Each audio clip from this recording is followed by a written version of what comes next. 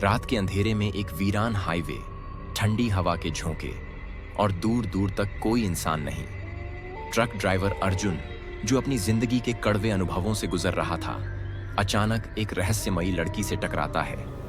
उसकी मुस्कान में एक अजीब सा आकर्षण था, लेकिन उसकी आंखों में कुछ ऐसा छिपा था जो अर्जुन को बेचैन कर रहा था। पर यह मुलाकात सिर्फ एक इत्तेफाक नहीं थी, बल्कि एक ऐसी कड़ी थी जो अर्जुन को एक खौफनाक हकीकत से रूबरू कराने वाली थी।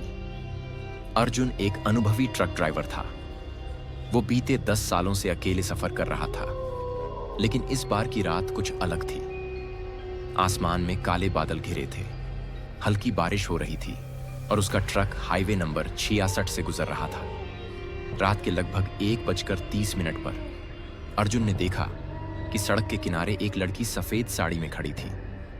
उसके लंबे बाल हवा में लहरा रहे थे और उसकी आंखें चमक रही थीं। अर्जुन ने सोचा कि इतनी रात में ये लड़की यहाँ क्या कर रही है। उसने ट्रक धीमा किया और खिड़की से झांक कर पूछा, बहन जी, इतनी रात में यहाँ क्या कर रही हो? लड़की ने धीरे से उसकी तरफ देखा और मुस्कुराते हुए बोली, क्या आप मुझे थोड़ी दूर तक छोड़ सकते हैं? अर्जुन पहले हिचकिचाया, लेकिन फिर उसे उस लड़की पर तरस आ गया। उसने दरवाजा खोला और लड़की को बैठने का इशारा किया। लड़की बिना किसी झिझक के अंदर बैठ गई। जैसे ही ट्रक आगे बढ़ा, अर्जुन ने उससे नाम पूछा। मेरा नाम निधि है। उसकी आवाज में एक अजीब सी कशिश थी, जैसे कोई पुराना राग हो। कुछ ही मिनटों बाद अर्जुन को महसूस हुआ कि उसके ट्रक के शीशे पर पानी की बूंदें नहीं, बल्कि खून के धब्बे दिख रहे थे। उसने हैरानी से शीशा पोंछा, लेकिन वो धब्बे साफ नहीं हुए। अर्जुन ने पीछे मुड़कर देखा तो निधि गहरी नीली आंखों से उसे घूर रही थी। क्या हुआ? निधि ने धीमी आवाज में पूछा। अर्जुन ने सिर हिलाया। कुछ नहीं, शायद मुझे वहम हो रहा है।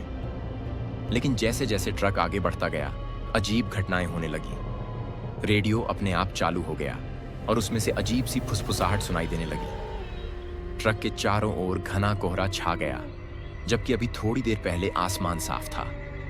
अर्जुन ने स्पीडोमीटर देखा तो ट्रक 80 की स्पीड से चल रहा था, लेकिन अचानक ही स्पीड 0 दिखाने लगा। अर्जुन का दिल तेजी से धड़कने लगा।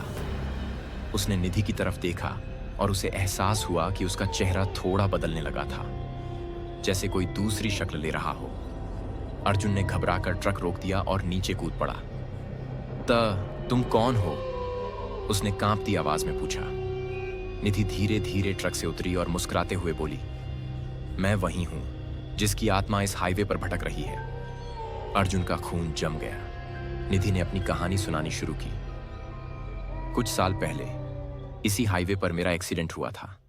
मैं अपने पति के साथ थी, लेकिन ड्राइवर ने हमें टक्कर मार दी और भाग गया। मैं वहीं तड़पती रही, लेकिन किसी ने मदद नहीं की। और आज भी मैं उसी इंसान की तलाश में हूं जिसने मेरी जान ली थी। अर्जुन की आंखें फटी रह गईं। लेकिन मुझसे क्या चाहती हो? उसने डरते हुए पूछा। निधि ने उसकी आंखों में देखा और कहा, तुम ही वो ड्राइवर हो अर्जुन, जिसने हमें टक्कर मारी थी। अर्जुन के पैरों तले जमीन खिसक गई। उसे याद आया कि कई साल पहले एक रात उसने नशे में धुत होकर ट्रक चलाया था और एक कार से टकरा गया था, लेकिन वह वहां रुका नहीं था, डरकर भाग गया था। अर्जुन की आंखों से आंसू बहने लगे। मुझे माफ कर दो निधि, मुझसे बहुत बड़ी गलती हो गई। मैं तुम्हारी आत्मा को शांति देना चाहता हूं। निधि ने गहरी सांस ली और कहा, अगर तुम सच में पछता रहे हो तो मेरा अधूरा काम पूरा करो। मेरे पति का शव अभी भी पुराने कुएं में पड़ा है। उसे बाहर निकालकर उसका अंतिम संस्कार कर दो, ताकि मैं मुक्त हो सकूं। अर्जुन ने बिना देरी किए उस पुराने कुएं की ओर ट्रक मोड़ा।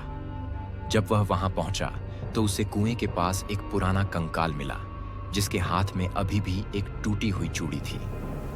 अर्जुन ने गांव के लोगों की मदद से उस कंकाल का अंतिम संस्कार करवाया। जैसे ही आग की लपटें उठीं, अर्जुन ने देखा कि निधि की आत्मा धीरे धीरे गायब होने लगी। उसने मुस्कुराते हुए अर्जुन की तरफ देखा और कहा, अब मैं मुक्त हूं। शुक्रिया अर्जुन। एक तेज रोशनी चमकी और निधि गायब हो गई। अर्जुन ने महसूस किया कि उसका दिल हल्का हो गया है। उसने पहली बार अपने अंदर शांति महसूस की। वह अब भी ट्रक चलाता था, लेकिन अब हर मुसाफिर को देखकर रुकता और मदद करता, क्योंकि उसे पता था कभी कभी एक छोटी सी मदद किसी को मुक्ति दिला सकती है। कुछ साल बाद अर्जुन फिर उसी हाईवे से गुजर रहा था। इस बार उसने सड़क किनारे एक दूसरी लड़की को खड़ा देखा। वही सफेद साड़ी, वही मुस्कान। अर्जुन ने घबराकर ट्रक की रफ्तार बढ़ा दी, लेकिन रेडियो से फिर वही आवाज आई, क्या आप मुझे थोड़ी दूर तक छोड़ सकते हैं? अब सवाल यह है, क्या हाईवे पर सच में आत्माएं भटकती हैं या ये सिर्फ एक भ्रम था? आप कमेंट में जरूर बताएं, क्या अर्जुन की कहानी यहीं खत्म हुई या यह सिलसिला अभी जारी है? इसका जवाब शायद अगली बार मिले। लेकिन जब भी आप हाईवे पर अकेले हों, पीछे मुड़कर जरूर देखें। कौन जाने कोई आपको देख रहा हो। वीडियो को पूरा देखने के लिए धन्यवाद मिलता है एक नई कहानी के साथ।